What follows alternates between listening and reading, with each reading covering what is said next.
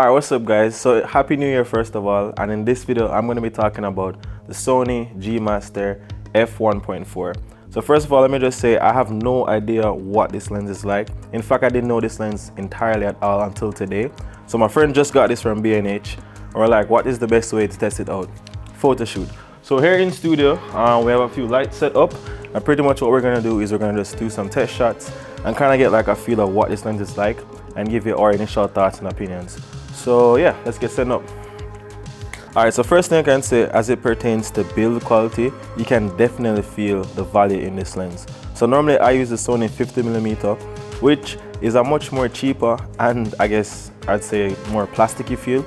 This is made of plastic material, but you can definitely feel that the body itself is just a lot more sturdy. Let's just take a twist right here. When you take off the lens hood, you can see there's a lot of different customizable buttons. We have two customizable buttons right here. There's one right here, and there's one here.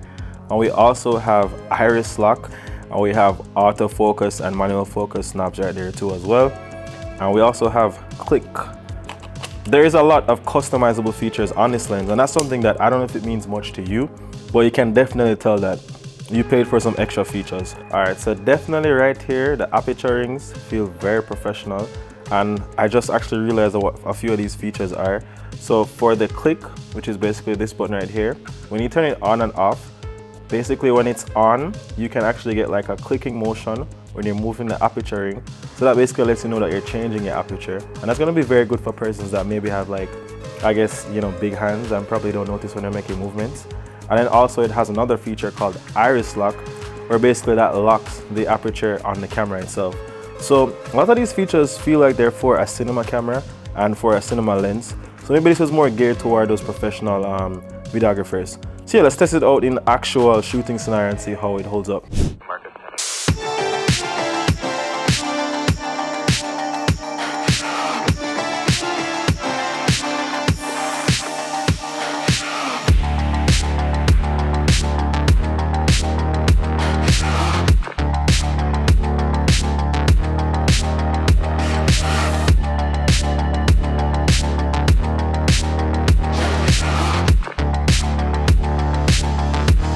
Alright, so after that montage of trying to stop the studio, guys, we finally done it. It was very difficult, but as you can see, you see me. So right now I have the G-Master f1.4 on a Sony A7IV. I've never used this camera before, but Taj was like, yo, you have to use it, even though I really did not want to.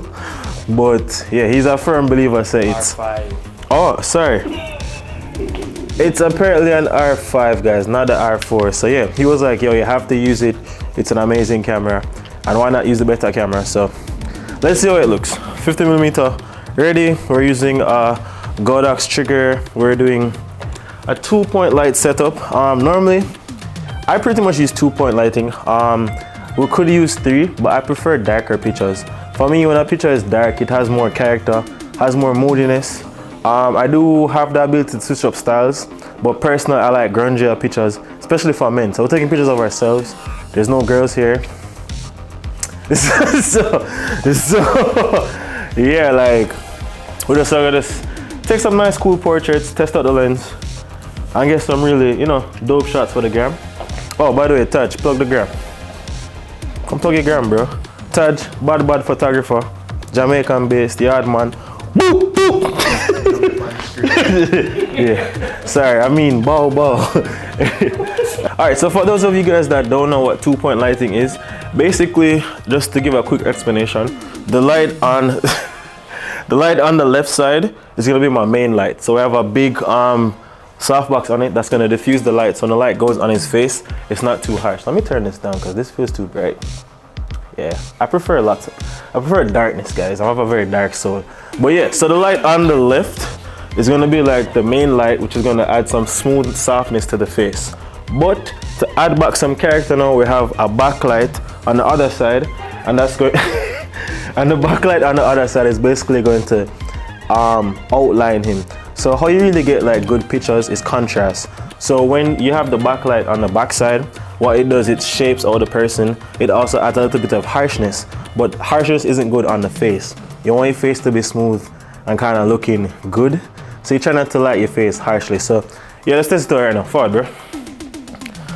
Take out the jacket, bro. All right, so come up some more. I might have to move the lights. So when you're testing out lights, feel free to move your subject. We're both photographers, so I'm not gonna be as soft as I normally be, like if I was working with a model. But yeah, he's pretty good already. So a simple dimple. Hold on. You're good, man. Not the F16. All right, so changing the focus on this. So all right, I'm not gonna shoot wide open because wide open, and when I say wide open, I mean f1.4. f1.4 is usually when you're up against like outdoors or you have like a lot of like amazing stuff in the background. For studio shots, it might be better to shoot a little bit more aperture so you can get your subject more in focus, especially since the background is just, you know, blank blue canvas. So yeah, Taj, try it. Yeah, stay right there. I'm gonna just get this, turn on the ISO. All right, test shot. Okay, this is super bright, guys. So yeah, feel free to just take test shots and then kind of figure out what you're going to saw. All right, so I do not like changing aperture on the lens. I actually hate it, but let's see. All right, hold on your head, look a bit, Taj. All right, still too bright. Let's turn down the ISO. And because I have lights, I really don't need to have my ISO high at all. Let's try 3.5. Okay, definitely liking this some more. A lot more character, but something for me that I personally like is to get a catch light in the eye. So on that last picture, there wasn't any catch light. So stay like right there. Yeah.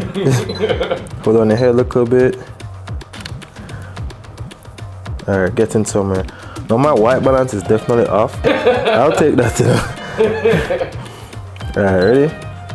3, 2, 1. Okay. All right, definitely like this one. Give me a next one. Corporate. So folded arms. All right, so tilt your head down slightly. Slightly, sir. All right. All right, this is very good.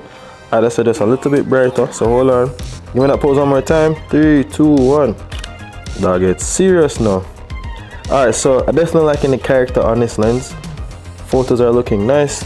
All right, so turn to the side a little bit. Yeah, not little, like. So yeah, next adjustment, guys, is when you're doing shoots, never do like major movements, just like small infinite movement, well, small finite movements. All right, so one more time. Give me the folded arms. Can I pull them down a little bit more? Yeah. All right, 3, 2, 1. All right, nice. This is very nice. So definitely liking the character on the lens. Compare it to my other lens, and I have to say it looks a lot more sharper. This is a very sharp lens. All right, give me that again. Brush by the hair.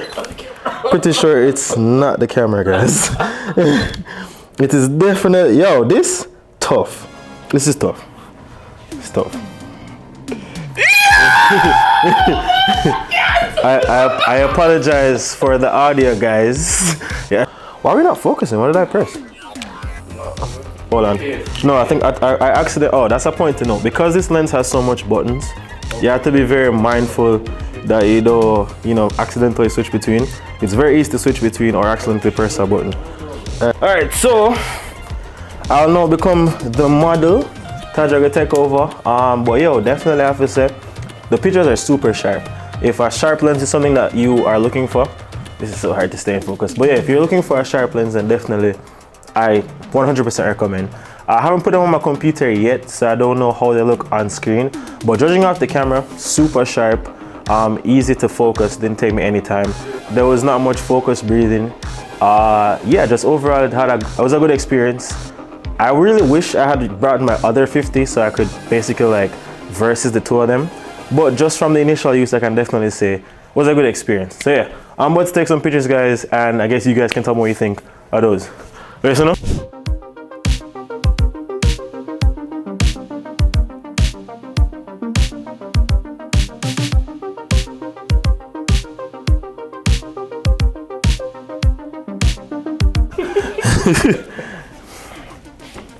Alright, so we finally finished up that shoot just now. I have to say I'm thoroughly impressed with the lens. Nice quality piece of glass. I mean, as I said before, a little bit of tidbits in a sense where it really is easy to press off certain buttons. It's kind of easy for you to make slight mistakes, but I guess over time you'll get used to it. I have to say, I really like the lens. Personally, I'd still probably stick to my Sony 50mm FE, simply because at the price point, if you really don't have a drastic reason to change, I can't justify it because I think it's a night and day difference in terms of price. But if you do have the extra bang for your buck, go ahead. But I'd say, honestly, your lighting and your subject, and just your overall, theme and energy put into your shoot is gonna make a much more bigger difference. But it is really nice to try different lenses and see how they feel. And maybe for cinematography purposes, I'd probably use that lens over my 50 because my 50mm doesn't have all those bells and whistles and all the little extra features. So yeah, before we go though, Taj, did you have any thoughts on the lens? Like, what do you think about the lens? Also, here's a mic. No, based on my experience with the lens, so far, yeah, I bought it as a video lens, like just to do videos in the live setting, live broadcast, whatever, B-rolls and stuff. For my personal take on it as a photography lens, a photo lens, it looked really good. It gave nice contrast, a deeper contrast than even my Sigma. I use the 24-70, and there are some things about the 24-70 that I love over the 50. The zoom ring on the 24-70 is much smoother, and also the focus ring is much smoother than the Sony. Yeah. It's a little bit harder to focus with that one if you go manual. And the extra buttons, yeah, that's nice and all, but it's easier to change something on the lens compared to a Sigma lens. Sigma only probably have like one customizable button which you can't use because it's not you can't map to Sony. Yeah. Apart from that, the build quality is way nicer, and I know that you're going to definitely capture less dirt than the Sigma, because Sigma you have to literally clean it very often. The weatherproofing or something like that. Yeah. Weather sealing better. The weather sealing is way better on the Sony than the Sigma, because I know my Sigma dirty. And then I think Sony offers like warranties for that. You get free cleaning and stuff like that. You can send it back to them, but who has that time? Nobody does. The aperture, that kind of threw me off with this. Like, as in changing the aperture on the lens itself? itself? Yeah, kind of threw me off. Yeah. Because sometimes you want to really do a quick change and you already have it in one. So that's something that is very unique to film cameras in particular. So if you're a photographer entirely, or if you're like a new age photographer, it is very weird to change your aperture on your lens itself. So yeah, that was pretty weird for me too. It's weird because you think it's a manual lens. That's the only thing manual about it. Yeah. And then the aperture, the iris lock, as they call it, iris, like the terms of broadcast, we call it iris, and then in DSLR we call it aperture. So that little feature is good. It's good, but when are you gonna really use that feature? Why you wanna lock it? Like, really not gonna really use it. The click feature is nice and all. I guess like if you're shooting at the dark and here, so you change your click. I think it probably add a little more tension to it. I think so. Probably that we don't move too much, or I don't know. And then those customizable buttons, I see myself, I use them, like, for what? I don't know. So yeah, that's pretty much our 2 cents. All I can say, final note, if you're a photographer and you are strapped for cash, I'd probably tell you to just stick to the Sony 50mm 1.8. But if you have a little extra buck, maybe you're a videographer that needs a lot of these customizable buttons, customizable features, and you can justify the purchase, then go ahead. I loved it. On that note, guys, thank you for watching the video. If you enjoyed this video, there's going to be another video right here that you can check out. Click the like, share, and subscribe, and follow the Instagram. Big up on yourself. Up.